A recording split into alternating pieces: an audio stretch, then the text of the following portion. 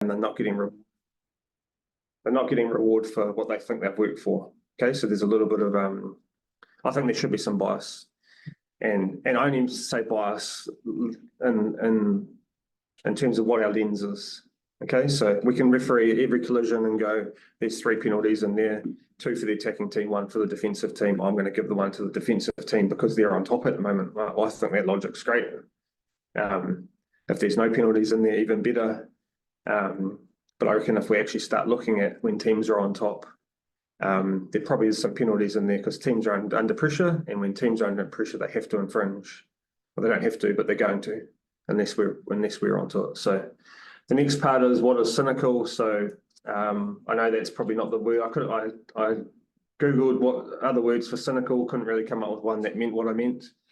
But I reckon that there's a lot of cynical play happening, especially when teams are on top, and we're denying attacking teams opportunity. And I'm a D coach, so it goes both ways. When the defensive team's on top, we're denying them opportunities to get the ball back and go and score a 1 or 2 phase try, because teams are just real cynical around what they're doing to kill that opportunity. And I think that's one thing we could do a really good job of that would transform the game.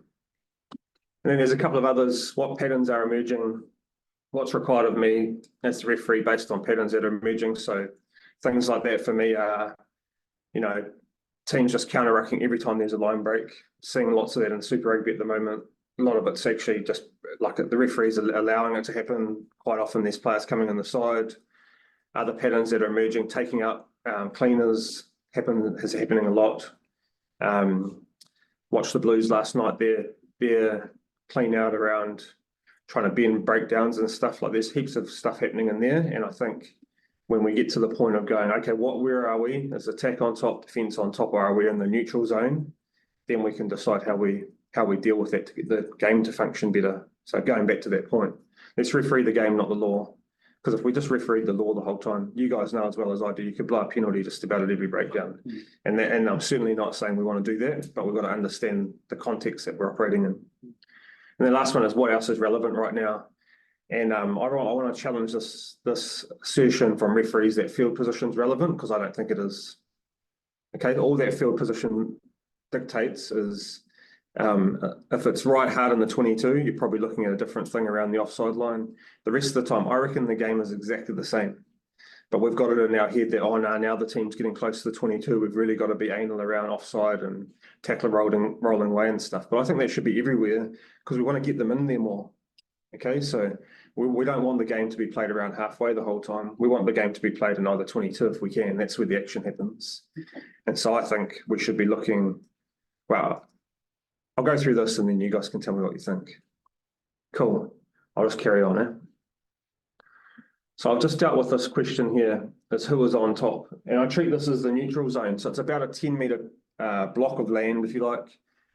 It's say 2 or 3 metres, 4 metres on the attacking side and 5 or 6 metres on the other side.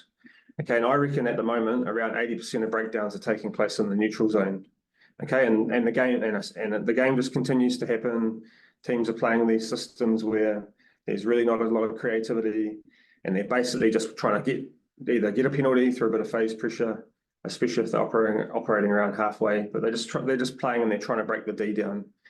And my view on the neutral zone for refereeing is we've got to let it flow, okay? And we want it to be as fast as possible because we want to get them out of the neutral zone as quickly as possible. Okay, so if it's flowing, that enables the attacking team, they should be able to get out of the neutral zone and get on top. Conversely, if the defensive team is able to get set and they bang a couple of bodies over and they put them into them being on top, then that's a good thing too. So we have to look at it through a lens that not being in this neutral zone is good, okay? And because at the moment it's boring. Again, you could probably penalise every breakdown for something, or someone's getting checked or whatever, but we just want to enable the game to flow. So hopefully we get out of there. Because, you guys must know what it's like. You're running from breakdown to breakdown and you're going, man, there's not really much happening here. And then eventually there'll be a mistake or whatever, and then we're to a set piece, or hopefully there's a transition, which would be really good. But let's try and get the game out of there with some real positive refereeing. Okay, so if you speed it up, the attacking team's going to get out of there. If you slow it right down, probably the defensive team's then going to have the advantage, and they might be able to force them back into the defensive team being on top.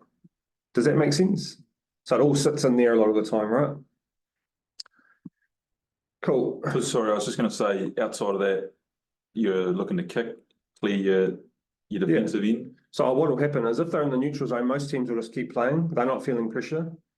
Okay, so they might be making 2 meters off this carry, losing one off the next, and they'll probably just keep playing. But what we want to enable is for one team to be on top of the other. Okay, so I'll take you through, and then it should make a bit more sense. Okay, so this is now defense on top. So you can see it in the zone. The grey zone is where we started. Now that's probably been a 10, 12 meter gain to the D team, right? What generally happens is the defensive teams now they're really getting forward.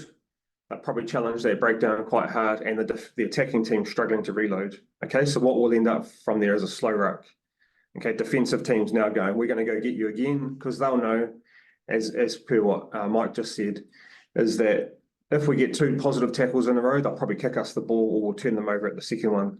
Okay, so I'll show some video of this later, but from a referee's perspective, when they've just achieved that, say a 12 meter game, what are we looking at? Are we looking at the same stuff we always look at, or are we looking through a different lens? Is that a question for the group, mate? You want someone to answer it? Yes, please. Don't all jump at once. Well, I think for me, the way I refer is I'm always trying to look for dominance. Yep. And who has the momentum a little bit. So yeah, that's for me personally. Yeah. Cool. Any other takers? Or if you flip it on a schedule, you're actually looking at a team who's at risk as well, because that might potentially help with your decision making. That's probably the trend. Like stuff I'd be looking for is attacking entry to breakdown. So quite often when there's been a situation like this, cleaners end up in front of the ball. The high probability that they'll come in the side to take out threats. Cool. I'd be looking at ball carrier spending way too much time or making too many adjustments on the ground with the ball. Isolated. Yeah, they're isolated. So they're likely to land on my chest, have a little bit of a fiddle around, then try and make a dynamic place. I'd be looking at the jackler from the defensive team. What's his body shape looking like? Has he got hands on the ground? That's giving him an advantage. So this is one thing that's doing my head in at the moment, is we should only penalise that if it's giving him an advantage. Right? So like it's not a given that he's lost his balance if he's put his hands on the ground. It may well be he's put his hands on the ground because that's where he thought the ball was going to be. It hasn't been there. Then he's taken his hands off the ground and adjusted and been able to have a crack at the ball. Like that should be legitimate. He's not off balance. So, but he gets penalised all the time, and I'm like, man, we've just earned this opportunity here, eh? So that's what I'm saying about some bias. Like we should be looking at what's the attacking team doing to survive this, as opposed to, oh, what's the defensive team doing right now? Oh, he's put his hand on the ground. Oh, I have to penalise that. Like they've just made 13 meters, and they'd be like going, oh, we're desperately keen for an opportunity here. The other thing I see often is defensive team gets penalised for being 3 centimeters offside. Right, they're all coming up hard. They're waiting for the 9 to clear the ball, and they might end up slightly offside. I reckon if you looked at every single breakdown, there's probably somebody 3 centimeters offside. This is not the time to penalise that because they're on top.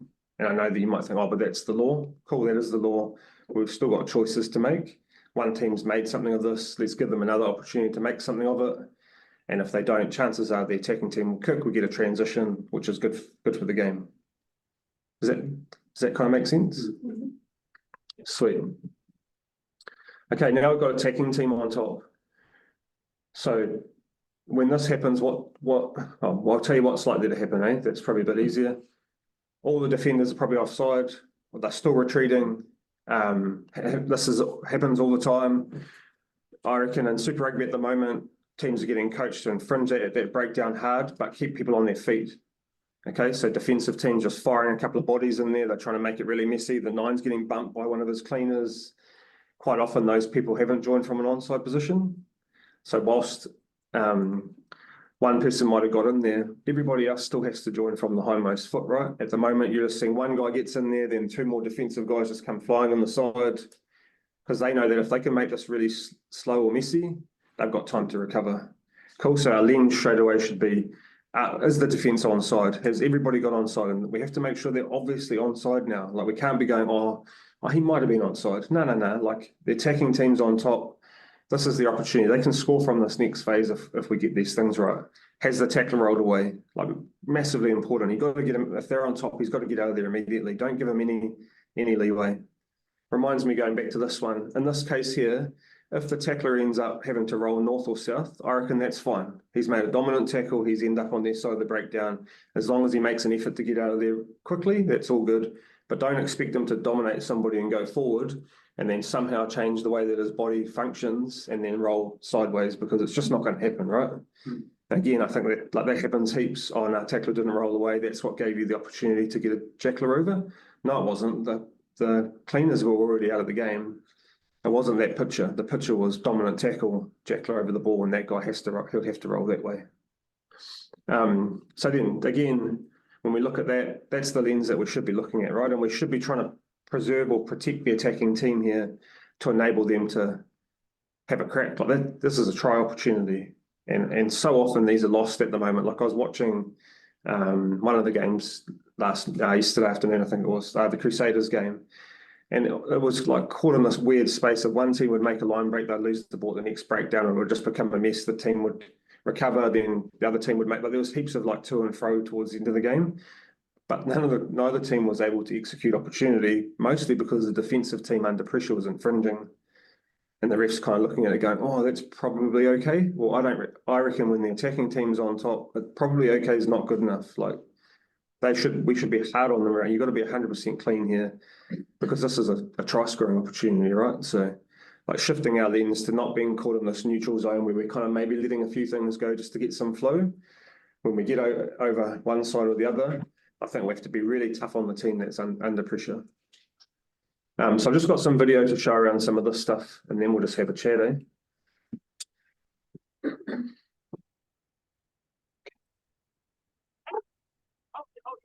Is that Cam, is it? Yeah. I think he did quite well here, except for the TMO intervention at the end. Like he's on the call too. Yeah, I stood on there before, that's why I said it.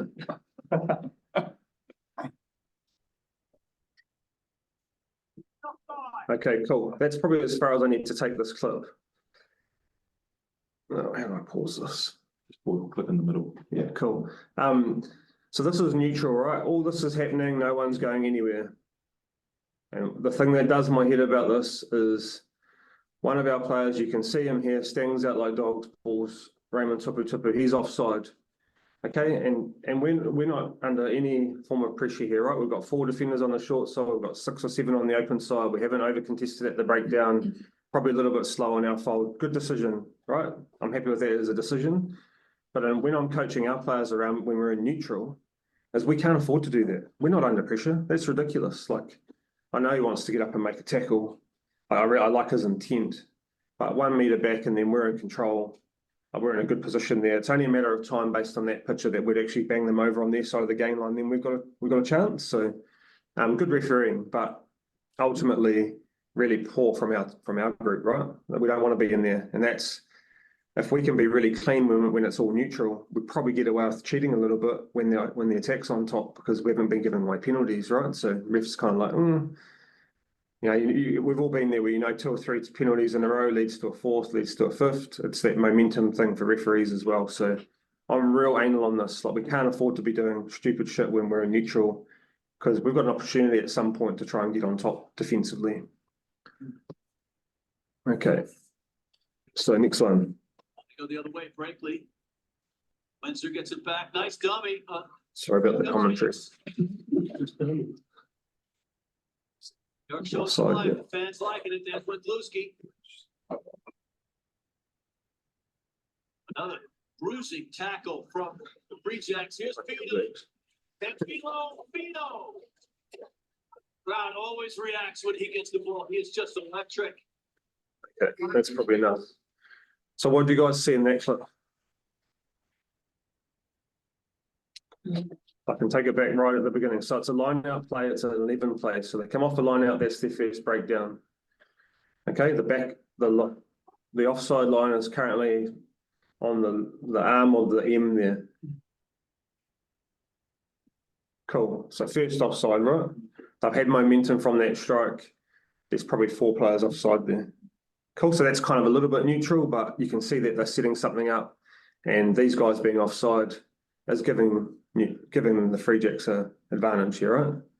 Cool. They go the other way. So they execute their play relatively well. Gets it back. Nice dummy.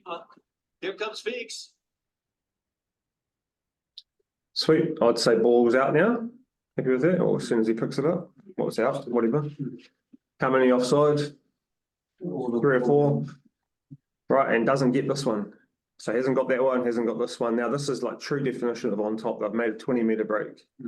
So he's missed that one. Showing some life. Fans liking it. There's Wendlowski.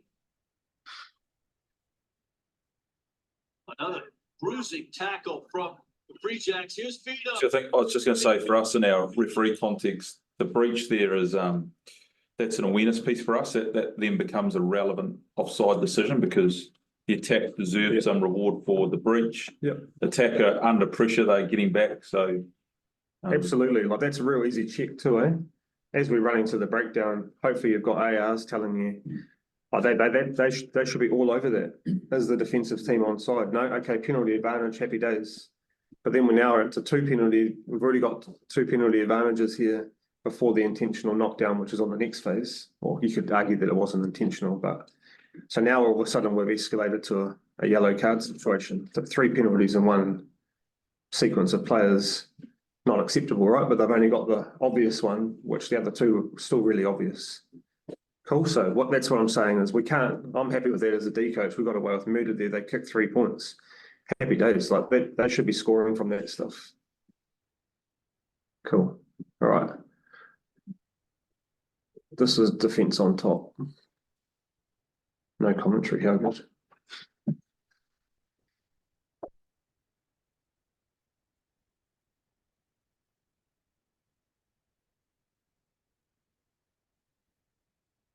So if I just pause there, like already they've made 10 meters or so. And we end up in the situation here where tacklers end up on their side, right? I see they're getting penalised all the time. It has 0 consequence. The guy can pass the ball. He has had to jump over him. But how can his body not be there? He's made a tackle. We've driven him back. He's ended up flopping over. He's actually clear of the ball now. If he stood up, he'd be in the way of the 9 passing. So what's he actually able to do? And that's something that gets penalised all the time. It does my head in because I've got the advantage now. They're on top. Dan's looking at me like he'd penalise it. Play on.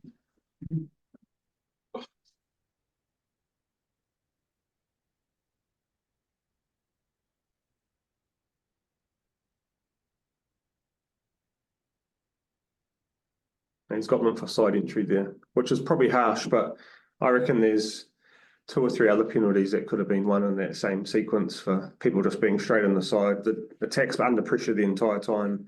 I've had to resort to 1 pass rugby off 9. And that's the other thing to be aware of, like in terms of player behaviour, when teams are under pressure, they'll go to least passes as possible. So you end up just with 1 pass rugby happening. Real easy for the defence. They're loving it. They're going, sweet, we can just light these guys up. Like we don't have to make any defensive decisions. We can get up the line and bang people. And then what you'll end up with is isolated carriers because they end up getting separated from their cleaners. Cool. Holly, I think the point with that clip though, Mike, is as you showed, they are on top. So it puts the attack under pressure and inevitably they're going to commit their fence. Yep. Yeah. And I think that's good. Like we're happy to have 3 or 4 phases in that situation. Like they should have just kicked it. Well, that's generally what would happen. Like smarter teams would just kick the ball away after the second phase. But that's what we want. That's reward for the defensive team, right? And we get a transition. They probably end up with a bunch of guys on the ground, and then we get an opportunity to attack against the unstructured D line. So that's really good for the game. But the last thing we want to do is be like there was 1 phase there where there was a guy that was offside. And like you could easily penalise that. I think it was quite obvious. He's probably like, I don't know, 30, 40 centimetres in front of everybody else.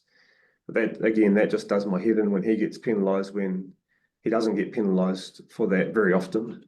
And then you go and penalise the defensive team who's currently on top. But I'm biased because I'm a D coach. I have got a couple of other things to show. And then we'll have some questions, eh? Is that all good, Polly? Yeah, perfect. All right, this one here, I think I might only have one clip for this. So I was watching the Force game last night, and they had a really dominant scrum against the Waratahs, and this happened several times. Okay, penalty advantage.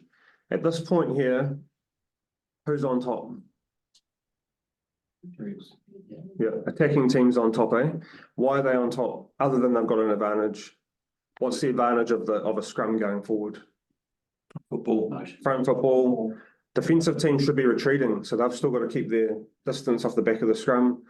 And loose forwards have to remain bound. Okay, so how defensive systems work from scrums is loose forwards have roles and responsibilities, as does the 9. Okay, as soon as their scrum's going backwards, the 9 has to change his role because he knows that the 7 or the 6 isn't going to get off to help him. He knows that the 8's not going to get off and fill the space on the inside. Cool. So what he'll probably do is cheat. Cool. What do you reckon about the backs here? What are they going to do when there's penalty advantage? Stand still, come forward. They'll probably come forward because they're going, the 9's not going to get to first hands. 9 not getting to first hands means that our 10's got to go to first hands, which means 2 or 3 passes, they score in the corner, they walk in. Okay. How many tries are currently being scored from penalty advantage scrums? 0. I'd say 0. Like it would have to be like you'd have to have a Levi Moore or someone like that to literally run over the top of people because you won't get an opportunity to get the ball to space. I don't know, I could be wrong on this, but why do we accept this is okay? It's a double penalty. It's a professional foul. They're stopping the attacking team from having the advantage that they've earned. And at the moment, all that team's doing this for is to get a penalty to kick to the corner or kick 3 points. What we want them to do, which is the original intention of trying to get a scrum penalty, is to go score a try. Like, it'd be much better to score a try with the advantage than it would be to go to a line out, risk losing the ball 10% of the time, risk not getting there with our maul or whatever, or risk missing the 3 points. Like 7 points would be much better here. So as a D coach, do you reckon this is being coached or is this just players reacting in the moment going, Oh, yeah. we're under pressure? Yeah, 100%. I've never coached this.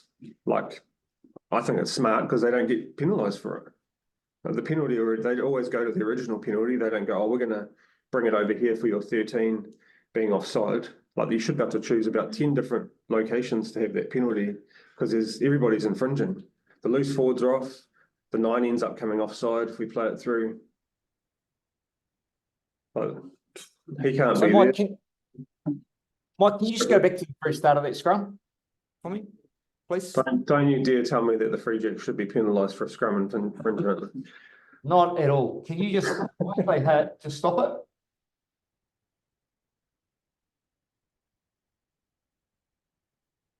Okay, can you now talk to the group? What's the 9's role defensively here? What's 7 and what's 8's role? Just so the Yeah, group I can't- understand exactly what you're talking about. I mean, they might have a slightly different defensive pattern to what you would run, but if this was your team, just so people understand exactly what you're talking about, because effectively, as soon as that scrum goes backwards and they get put into the corner, everyone's roles are off the table from what they originally would have been. So if I was coaching this, and I think that based on their setup, this is what they're doing. 9's trying to get to Jason Potros at first hands. Okay, that'll be his role. So he'll hold in this space, and as soon as the Free Jacks 9, it looks like he's going to pass, he's going to get there. 7's going to cover the inside space in case of the 8 carry. He'll also get out, stay connected. There probably is a blindside winger out the back here somewhere who could pop up on the inside. So his job will be to look after that inside channel. And then the 8 will come in and connect. So what should happen is the 9 should get all the way out to say here. The 7 should be in here, and then the 8 will be filling in that space there, right? So that would stop Potros going to the line, dropping it off on the inside to the right winger. And enables the New York, first defender to be looking after anything that's outside here, which again could be that winger. If he goes at him, then everybody else just folds in one. So at the moment, the 12 will be their 10 will be getting to 12, their 12 will be getting to 13, except if that blindside winger appears in this space, and then they all just jam in one.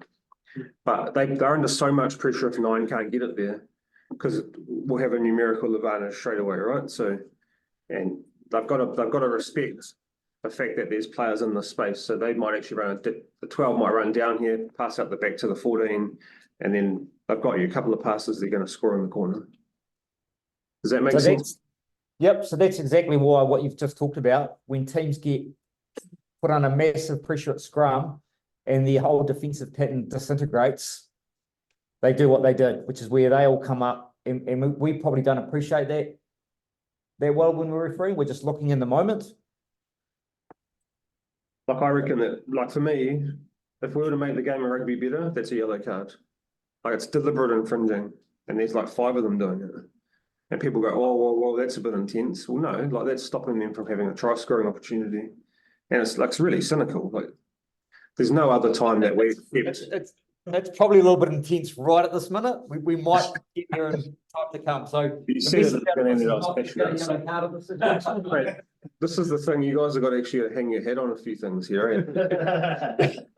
But like, when else do we accept the? who's got one or a 2-week one in NPC? Sweeties. Whoa, that's a low blow. Be careful what you wish for. Awesome. Thanks, mate. Yeah, and I guess when I look at that context there, like we don't accept teams standing in the opposition attack line, do we? Like you'd be like, what are you doing? Like there's 3 people that are, like they end up getting just about to wear pot trousers by the time the 9 doesn't end up passing it. But he can't because the defence is literally standing there. And we don't, in phase play, if a team did that, what would you do? You'd be like, hang on, what's going on here? This is ridiculous. If they did it continually, then no doubt you would yellow card someone pretty quickly. That's all. What I think we can do, and just I think around this sort of situation is that we can just potentially add a little bit more weight to the cynical nature of the backs coming up. Like I'm not saying, as Polly's getting nervous about, we're not saying we're jumping on a yellow card, but the awareness around, it's almost like awareness around the severity of it, that it's a little bit more. So yeah, maybe that's the interim step. They're doing something in the league, aren't they? I've noticed with the scrums, if the defensive team infringes, it's not a card, but there's another penalty there. And so I think we have to be aware of it because it's literally happening all the time. If you do it twice, they then sin bin. Yeah. Yeah. I think that's good. Like and there's not even any pushing in league scrums and that, like hold on it, because they know that it's an attacking opportunity. How do I get rid of this share? No. Oh. You're trying to. I'm going to stop my share. That's it from me, Polly. So if anyone has any questions, if not, I probably confused everybody, and that's good too. No, that was awesome. So I mean, I just do what we did with Jace, go around the different areas and see if anyone's got any questions that they want to ask while we've got Mike on, and then we're going to do some workshop based on pretty much the principles you just talked about, mate. So that'll be when we'll challenge them. But yep. A question to yourself, who might receive clips from coaches who felt they were hard done by the weekend. Are you in a position where you would go back with a momentum type of explanation for certain decisions? I think it's where we're trying to move the game, and that's part of what this next session is going to be about. Is we got to get better at being able to read, like Mike talked about. I'm just going to pull up my notes. We got to get away from, yes, we've got law, but our law is so grey. I mean, it's like we can't apply it like it's black and white at times because there is so much grey in our game.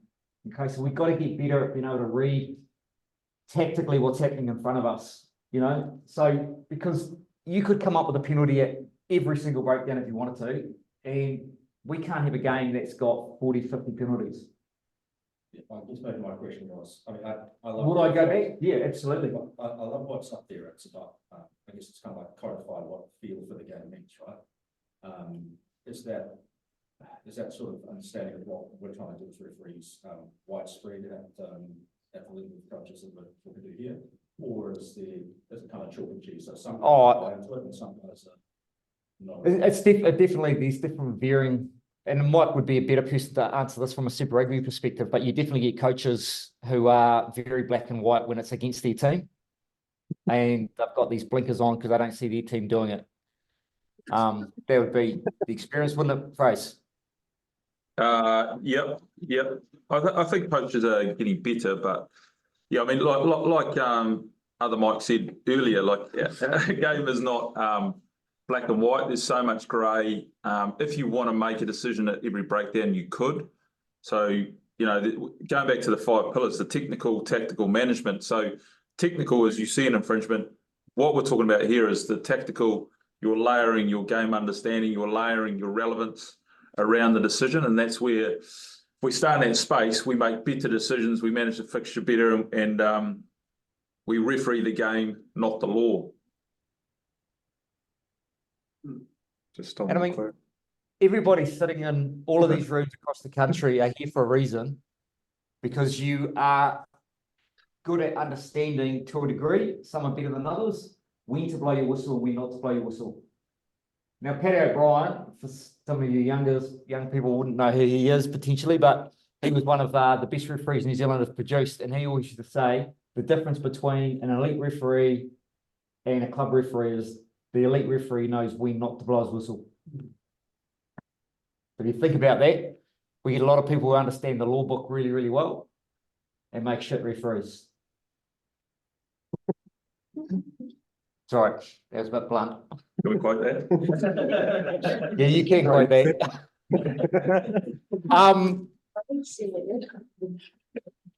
Anyone else around any other groups got any questions for Mike?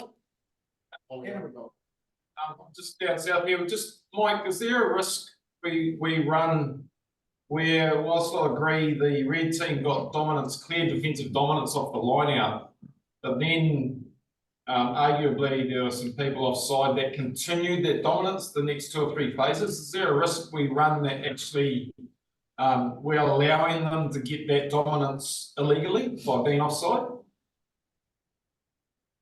I guess you could say that, but ultimately we don't want to go back to, well, we don't want to blow a penalty the whole time. And I guess if you looked at, what I'm saying is there's a large degree of the game at the moment is played in the neutral zone. And in that neutral zone, we want it to flow. So I think we have to be tough on stuff like that. What I'm saying is if the defensive team has now got an advantage and the reason why they would have been offside is because they're coming forward the whole time, right? And so they're trying to get a little bit of timing off when the 9's going to pass it. But ultimately, they've already made a dominant tackle. They're going forward. You can penalise it, that's cool, but then you'll probably end up with the vast majority either being in the neutral or the attacking team being on top, which isn't good either. We don't want to bias the game just towards the attack. But I understand your point. Like it is relevant, and that's that whole tactical piece: is how much of the advantage is that giving them? Like if it's 20 centimeters, I don't see how that enables them to go and make a 5-meter gain. Like it doesn't really. Mike, for clarity purposes on that question, I think correct me if I'm wrong, but it seems what you're asking us to referee there is to actually understand sort of where the balance sits and, you know, and understand the greyness in our game. And so you're not saying, and we're not saying to completely ignore when teams are clearly offside, but what pisses you off is when they're 3 centimeters offside and they've got dominance in their game line making big tackles. So for us as referees, it's understanding the challenge of understanding who's under pressure and who's likely to infringe there. And what Mike's saying there is that the team that just made a dominant tackle and their big toe is offside is not what we need to be calling. If they're halfway up the ruck and getting the dominance that way, of course we're calling that offside.